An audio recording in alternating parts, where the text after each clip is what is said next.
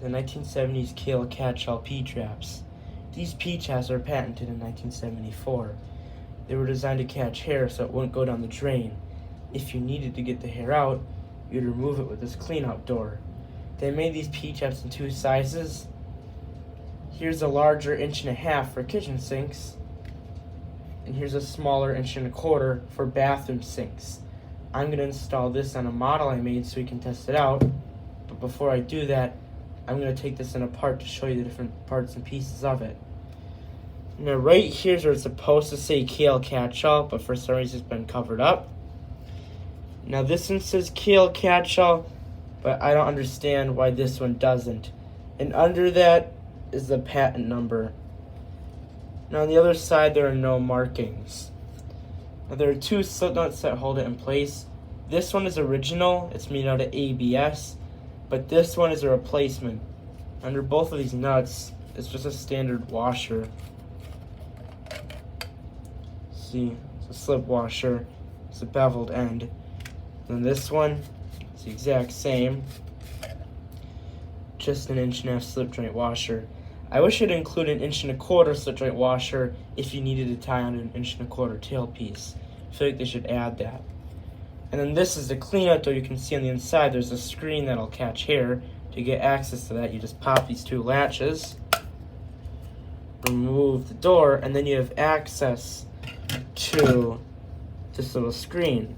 Now you could pluck any hair off that got caught in here, and you could remove any objects that fell into here. When you're done, you take the screen, put it back in. It doesn't really lock in place, it just kind of rests in place. And then put it back on our P-trap. That washer makes a seal, and we want to make sure we get a perfect alignment when we're putting this on. The latches won't latch properly if we don't. Alright, now all we have to do is push, and then the door has been reinstalled. There are air bubbles in both of these latches. And this smaller one doesn't have those air bubbles, but this larger one does. Now there's 45-year-old air inside there.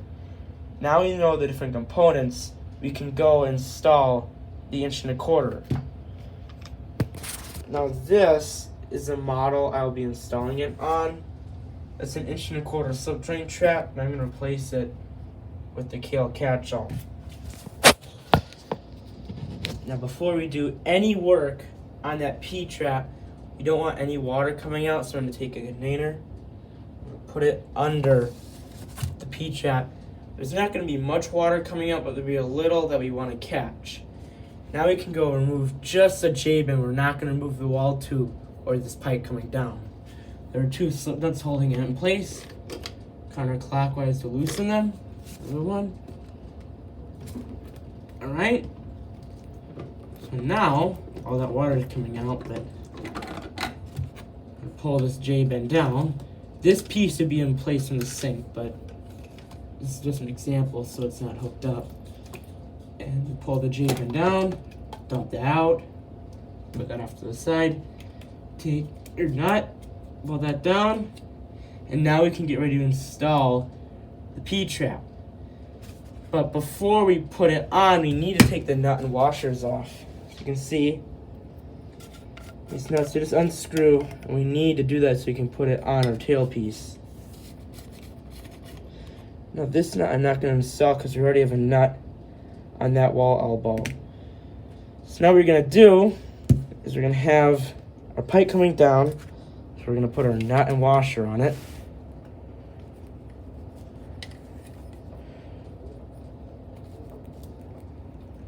See how we have this nut with the threaded end facing down and the washer with the beveled end facing down. Now that we have that all ready, we can take our J-bin and we're going to slide it in place so that both ends meet up. Alright, I'm just going to loosely tighten that one for now. Okay, I'm going to snug these connections up, but just with my hands.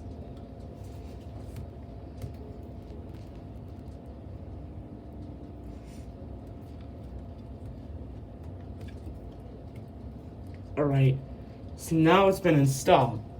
Now we can go test it out. I'm going to test it out with normal water first, and I'll add some hair and some screws to test out the screen and clean out door. So normal water fills up. It's going down the drain, and I see no leaks. It's working out perfectly so far, no leaks. But we need to make sure that the screen actually works. So I have this dust that represents hair, and I add some screws so that way you can see if the screen will latch onto this. I'm going to drop some screws down first. Those represent items we drop down the drain, and now take our hair, put that down, and then I'll just pack it down so we can get this all in the P-trap.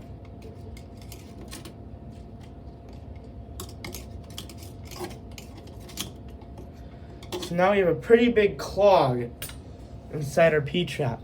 Let's run some water down and see if it'll go down the P-trap. A normal P-trap like this would just let the clog go right through. I could see the hair is going down, but it did not go down because the screen was in the way. Now let's see how easy it is to get that out. So you're going to take a container, put it under the P-trap. Now we just unlatch these two latches. Comes out, and you can see how it's all latched onto that screen just like it's supposed to, and it worked out perfectly. Take all that off, take our screen, put it back in. Now put it back in place.